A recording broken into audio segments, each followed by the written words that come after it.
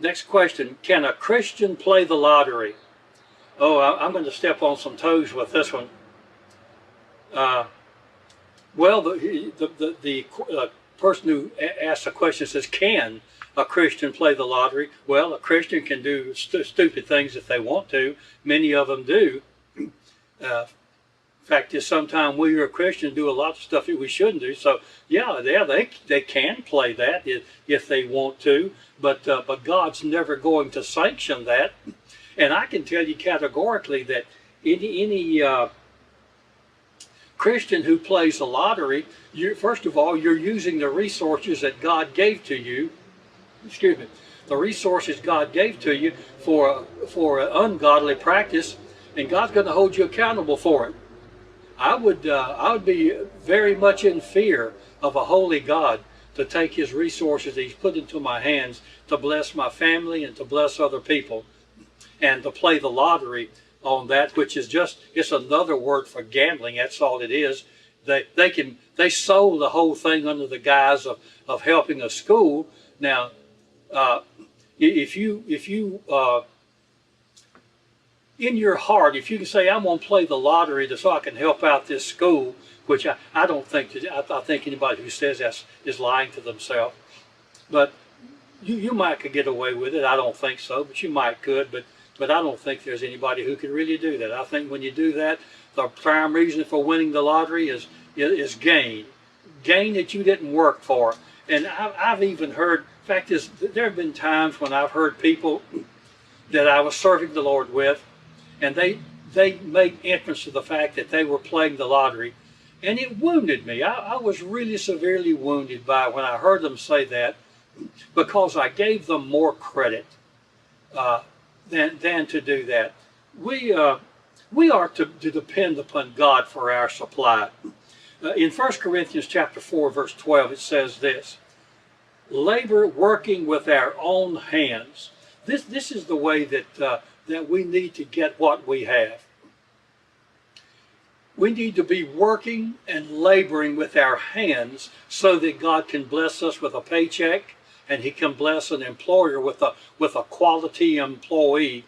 And if you're, I feel I need to say this, if you're just sitting at home and you're waiting for the postman to bring your welfare check, and you're capable of working at some kind of a job, and you're just sitting there because you're letting somebody else work for you, and you're giving your vote to people who will promise you more welfare checks or more giveaway programs. If you're selling and prostituting your soul for another few dollars on a paycheck or a government check, shame on you. Search your heart. Go find a job. People are looking for, I know that as I'm taping this, 1 out of 10 people by statistics, and probably higher than that because a lot of people have quit looking for work, 1 out of 10 are unemployed. And I know it's difficult. If you have a certain skill set and a certain educational level, it's difficult sometimes to swallow your pride and go out there and do a demeaning kind of a job. But that's what you need to do until God gives you another job, or till you work yourself into another position. And in the meantime, if you need the welfare system, the temporary work employment, unemployed benefits to help you, then certainly go down and utilize those. I'm not addressing those people, but when you start turning into a habitual bum, and that's what a lot of people are. They're just welfare, professional welfare recipients. Let me say it that way, from using more direct adjectives. I've been accused at times of being a little bit too direct, and I really don't apologize for that. Sometimes that's the only way that you can say things to people. And a lot of this stuff you're not going to hear in your own pulpit if you go to church. A lot of the politically correct pastors won't say this to their people, but this minister will tell you, because we have your best interest at heart. I'm not just castigating you or putting you down. I'm saying this really to benefit you, to encourage you, because there's joy in work. God has so structured the mindset and the soul that we derive a great pleasure out of a job well done.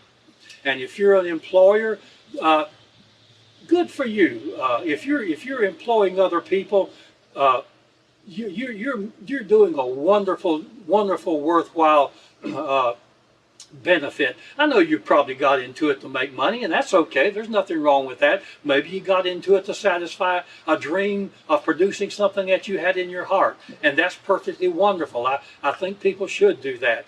That's how we get the inventions of the world, are people doing that, and they need to reap their benefit. I don't know why it came to my mind, but the man who developed the M1 carbine that was used in World War II, millions of those were made. The man was a bootlegger and a moonshiner, and was caught and sent to jail for that. And he spent many years in jail. And while he was in jail, his name was Williams. While he was in jail, he developed the M1 carbine and sold that patent to the military. And he was a multi-millionaire. I was in a place one time when he came through, and he came through in a big long limousine with a driver, and I say, good for you, not for your history, but what you took something terrible and made something good out of it. So no, we to be simple about it. No, Christians have no business playing the lottery. Can they do it? Yeah, they can. Are they doing it? Certainly they are. The lottery could not exist, I'm convinced, if Christians did not participate. Just like a lot of politicians would never be in office unless politicians voted for them because of their race only, or because they promised them something economically only, they promised them another welfare benefit only, or because their father and their mother was of a certain Democratic or Republican party, they voted that way without thinking, and that's just not the way to do it. God gave us a mind, and He expects us to use that. And certainly when we're talking about gambling, they don't call Las Vegas Sin City for nothing. They didn't build that place on winners. They built it out of losers. And if you gamble long enough, you're going to lose. So that's my admonishment to you. Everything that we have, God has given to us that has a good nature about it. So our paychecks are good, our families are good, and lottery is a gamble, and gambling is wanting something for nothing at somebody else's expense. So Christian, if you are doing that, God is speaking to your heart right now, and I believe, and I don't believe, I know He is, because this question is ministering to so many people who are watching. I know it's kind of tough, but God's saying stop it. You're not going to win the lottery. The odds against doing that are something like 15 million to 1, and you're much better putting that money into your home and into helping somebody else. And Christian, another benefit of God giving you wealth. Now wealth means that you have enough to take care of your family and a little bit left over, and that's wealth. That's prosperity. And if that's your category, then share that with somebody else. Buy somebody a pair of shoes. Buy somebody a coat. Buy somebody some food or take it to them. Or, just do something for them and then do it, don't let them know that you're doing it. That's the best way to give an alms. That's what the Bible calls this, is just to give them something and let the people know that it just came from God. Just leave a note, said, God told me to do this. Just give Him praise for it and thank Him for it.